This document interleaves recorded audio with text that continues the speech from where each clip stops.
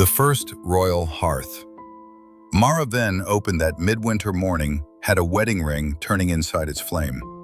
It did not lie in the ash. It did not glow on a coal.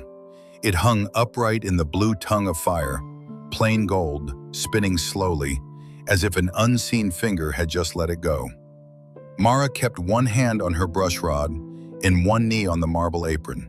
She had swept brewery chimneys, widows' stoves, bakehouse flues fat with old grease. Fire ate, fire spat, fire left evidence. This one kept the ring clean. Behind her, the steward of fires cleared his throat. "Do you find an obstruction, Mistress Venn?" Mara looked at the grate, then at the steward's polished black shoes. No soot on the buckles, no ash on the soles. In a house with 100 chimneys, that told her more than his silver chain. "I find your draft is strong," she said. Master Call smiled as if she had answered a lesson correctly. "His Majesty dislikes smoke in the throat. You were hired because the outer wards say you have a gentle hand. We need a cleansing, not a dismantling." He was a narrow man, all cuffs and control. The sort of officer who knew which door a countess could use and which stair a scullion must die before climbing. Mara had seen men like him from below. She had also seen the fee written on the warrant. 3 months of rent, new rods, lamp oil through February. So she lowered her eyes. "I'll do the work asked." "Good. Report witch signs. Touch no royal property without leave. Finish before the chapel bells end." At the passage door, a laundry girl stood with a basket braced against her hip. Young, red-knuckled, watching the hearth as if it might call her by name. Master Call turned, and the girl looked down too late. "Tilla," he said, soft as a closing latch. "If another maid goes missing from her post today, I will know which girls spread fear below stairs." The basket dipped in her arms. "Yes, master." Mara put her scraper into her bag. The ring still turned in the flame, silent and patient. The palace above stairs had been built to make dirt feel impossible. Red brick outside, painted ceilings inside, door after guarded door, each one keeping lesser shoes away from richer floors. Mara worked through the staterooms with a cloth tied over her hair and a soot bag at her belt. The hearths were large enough for a child to stand in, though Mara was no child and had never been small enough for the worst sort of sweeping. Her father had taught her with rods and rope, and with one rule: a chimney always tells you what the house wanted hidden. These royal chimneys told her nothing at first. No clinker, no old smoke smell, no greasy lip inside the flue where years of winter dinners should have left a black shine. Even the ash pits had been scraped clean, though the fires were burning that very hour. At the third hearth, she crouched low and lifted her lantern. 6 feet up inside the throat, she saw the first mark. A handprint, then another. A row of them, black on pale lime wash, with fingers pointed down toward the grate. The palms were smeared wrong, as if someone had climbed out of the fire feet first and pressed back against the flue to keep from falling. Mara held her breath. Dead things in tails crawled upward. Living things tried not to drop. She traced one print without touching it. The thumb was on the wrong side for a person facing the room. "Mistress Venn?" A guard had come to the doorway. "Loose soot," she said. He did not enter. Courtmen hated hearth dirt when it was honest. In the next room, the same marks waited higher up. Downward hands, reversed palms. A path no officer would see unless he put his face where smoke belonged. By the time Mara reached the lower kitchens, her wrists had begun to ache from pretending to sweep clean throats. The kitchens did not pretend.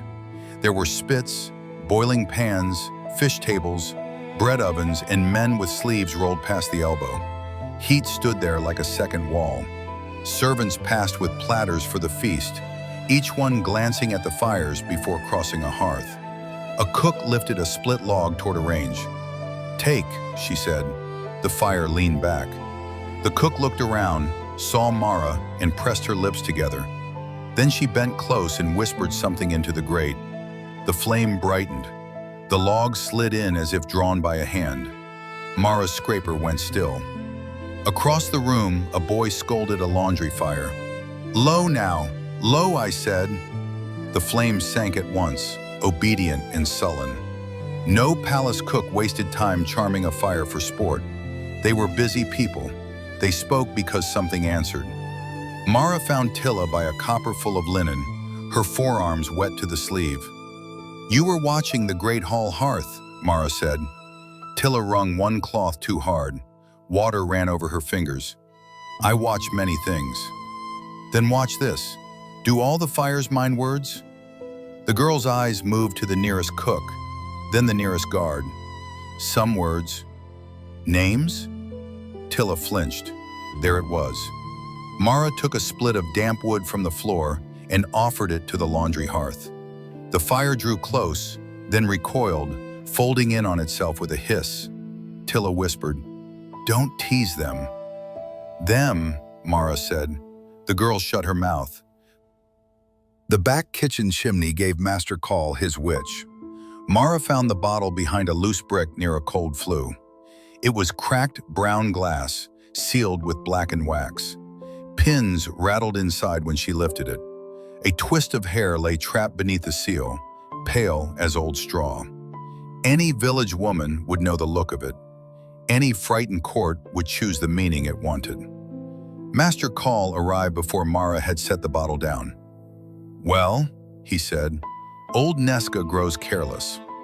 One of the kitchen men crossed himself. Another whispered that the Ash Yard witch had sold charms for years. Red thread for fever, burned shoe leather for nightmares, little chalk marks beside cradles.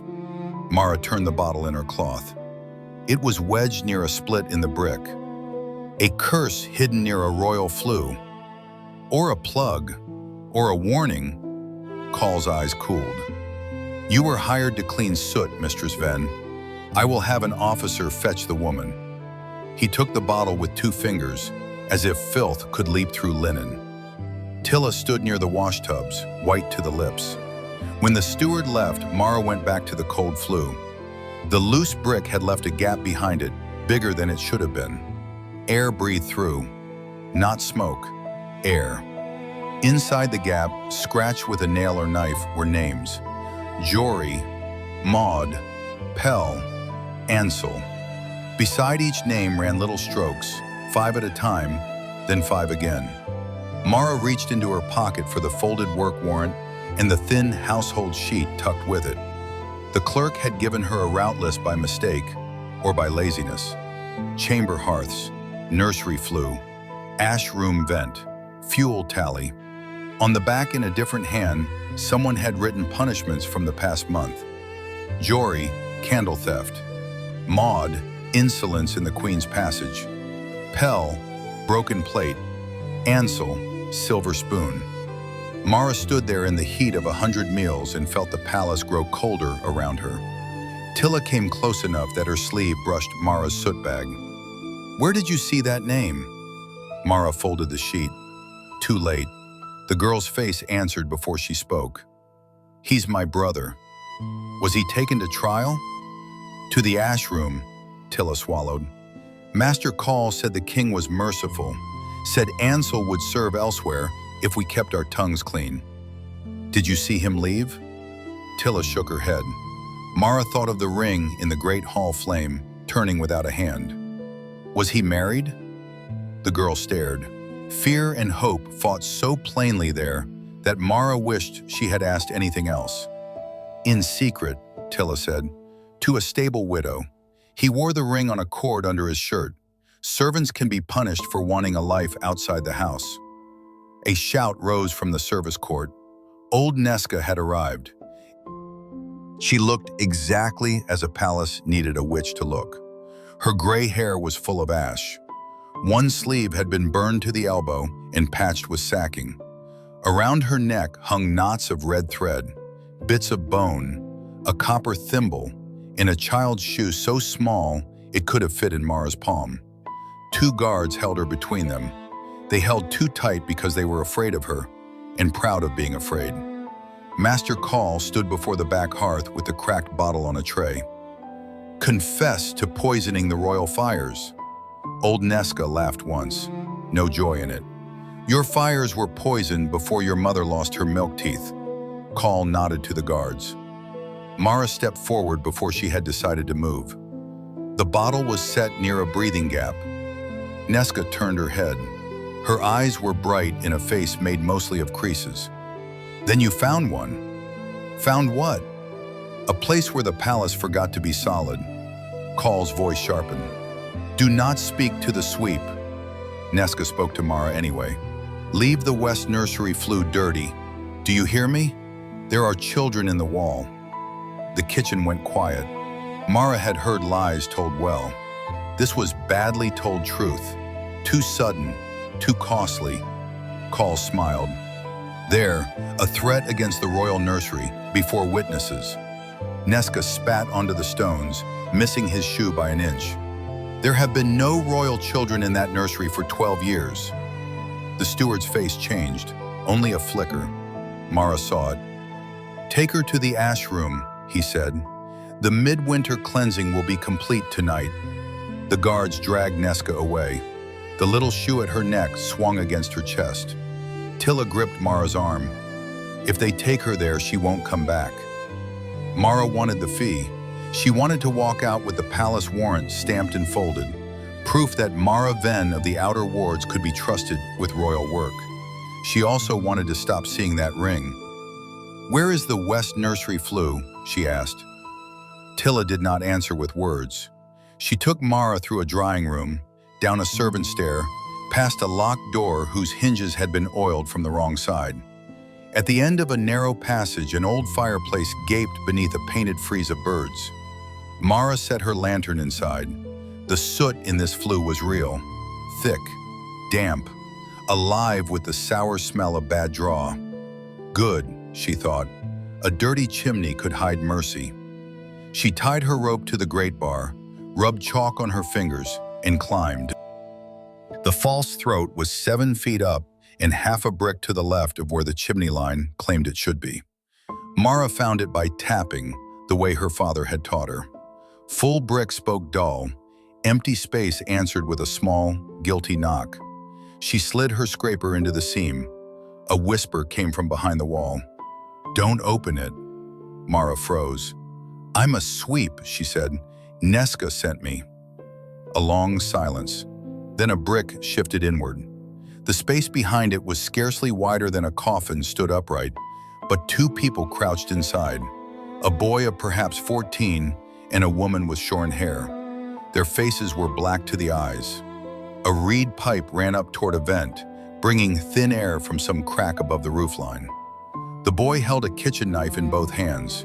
His palms were blackened, and the prints on the brick behind him faced downward. Mara understood. You came feet first. The woman nodded. If you turn wrong in the throat, you fall into the grate. Feet no sooner than hands. How many? Living? The woman said. 6 hidden. More if they ran farther than Nesca knows. Mara's throat tightened. And the dead? The woman looked past her toward the faint orange below. They work. The boy lowered the knife a little. Around his wrist was a strip of laundry cloth with Tilla's stitch on it. Ansel? Mara asked. The boy shook his head. Ansel's in the hall. Mara pictured the ring because she did not have it. Plain gold, in the flame. The woman closed her eyes. He was married, she said. He kept saying it when they let him down, as if the law would be embarrassed to take a husband. How do you know he's still there? Because some fires refuse a name, some lean close. Mara thought of the cook whispering before the damp wood was accepted. The boy spoke fast now. They take the sentenced at Midwinter and at the king's birthday. Call says a useful servant wastes no room in a grave. They burn the body from the record and keep the obedience. The hearth gets warm, the floor gets swept. The palace calls it order. And Nesca? She made the gaps, the woman said. Shoes for safe crossing, bottles to mark where the wall breathes. Ugly things so the brave stay away and the desperate know where to look. Below, a bell began. Not the chapel ending. A lower bell, struck from the service court, Tilla's voice rose beneath the flue. "Mara, they're bringing Nesca to the Great Hall." The boy gripped the knife again. "They'll make her one of them." Mara looked down the shaft at the glow waiting under her boots. She had no sword, no rank, no friend among the guards. She had rods, damp soot, a rope, and the map of how smoke chose its path when rich men stopped watching. "That hall chimney," she said, "does it share a breast with the Queen's supper room?" The woman gave a thin, startled smile. "With half the palace." Mara worked like a thief, which is to say she worked quickly and with respect for old houses. She packed damp soot into 2 flues that should have drawn clean. She opened a forgotten damper behind a painted screen. She knocked a wedge from a service vent and sent Tilla running to the wash house with word for anyone hidden in the walls. Climb toward cold air, not bells. Smoke does not care about rank. That was its oldest virtue. It slipped first into the music gallery, a gray ribbon along the gilded rail. Then it rolled under the supper room doors. Courtiers coughed into lace. Ushers blamed kitchen boys. Guards demanded orders from other guards, and no one wished to be the first to say the royal fires had disobeyed. In the great hall, the feast had begun without appetite. Mara came through a side hearth with soot to her elbows. Tilla followed, carrying a poker wrapped in laundry cloth. 2 hidden servants dropped from the chimney passage behind them and vanished under a serving table. At the far end of the hall, old Nesca stood bound before the main fireplace. The grate was taller than a man. Its fire burned blue at the heart, clean as court linen. Master Call held the cracked witch bottle up for the room. "See what rot enters when low women trade with ash?" The king sat behind the long table, half veiled by smoke. Whether he understood the sentence being made in his name, Mara could not tell. He raised a napkin to his mouth and said nothing. Call nodded. A guard pushed Nesca 1 step closer to the flame. The fire leaned away. A murmur ran through the hall. Call's jaw tightened. "Take her." The fire thinned, blue turning pale. In its middle, the wedding ring appeared again, spinning faster now. Tilla made a sound that was almost speech. Mara moved before the guard saw her. She crossed the hearthstones, snatched the ring with her iron tongs, and felt the tool shake as if something on the other end were alive. The ring was cold. Master Call shouted, "Royal property!" Mara dropped to one knee at the grate. Ash lay there at last, a shallow gray skin where none had been before. She pressed the ring into it. "Ansel," she said. The fire stilled. She leaned closer, close enough for heat to dry the spit in her mouth. "Ansel of the laundry court, husband, brother, spoon thief if you were one, innocent if you weren't, you are named." Tilla fell beside her. "Ansel," she whispered. The great hall fire gave one long sigh. Then every hearth in the palace answered. Not with screams. That would be a story told by men who had never listened to servants. It was a sound like chairs pushed back after too many hours standing, like buckets set down, like a locked door finding its old hinge. Flames bent inward, logs blackened but did not burn.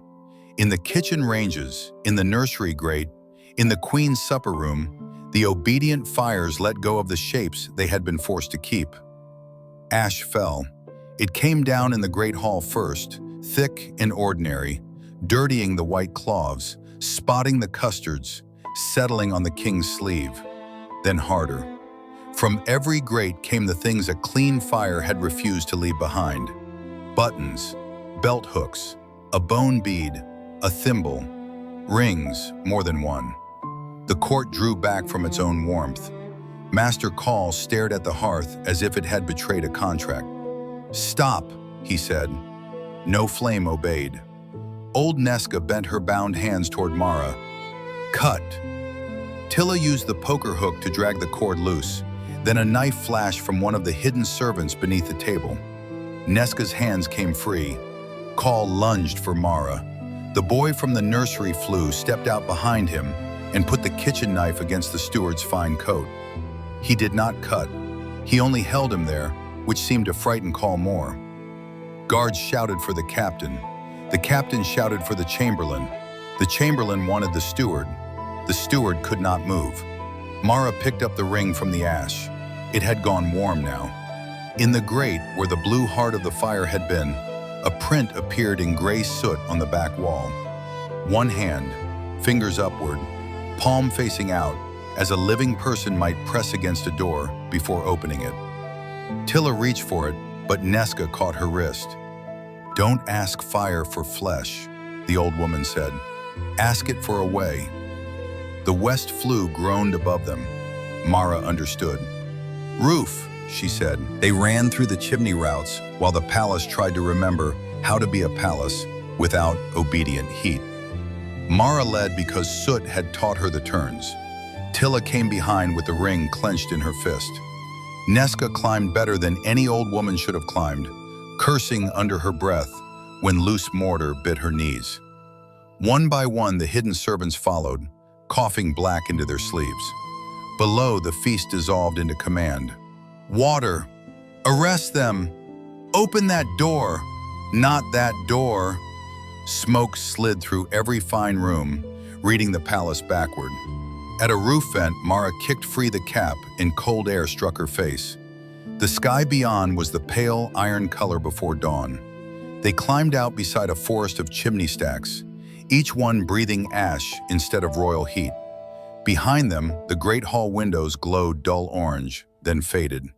No blaze took the palace. The spirits did not burn the court in its seats. They did something worse for a house built on silent service. They stopped helping. By morning, the outer gates were open because the gatehouse fire had gone dead, and the guards had abandoned their posts to warm their hands over braziers that would not catch. Servants walked out in kitchen aprons, stable coats, laundry clogs. Some carried bundles. Some carried nothing. A few looked back as if leaving were a trick that might be punished after the first mile. Mara did not ask Killa what she would do with the ring. The girl held it to her mouth once, then tucked it under her collar on a cord. Old Nesca limped toward the ash yard with 2 children under her shawl and the cracked witch bottle in her pocket. At the edge of the frozen ditch, Mara stopped to shake soot from her sleeve. A pale print marked the inside of the cloth. One clean hand, fingers upward, facing the right way.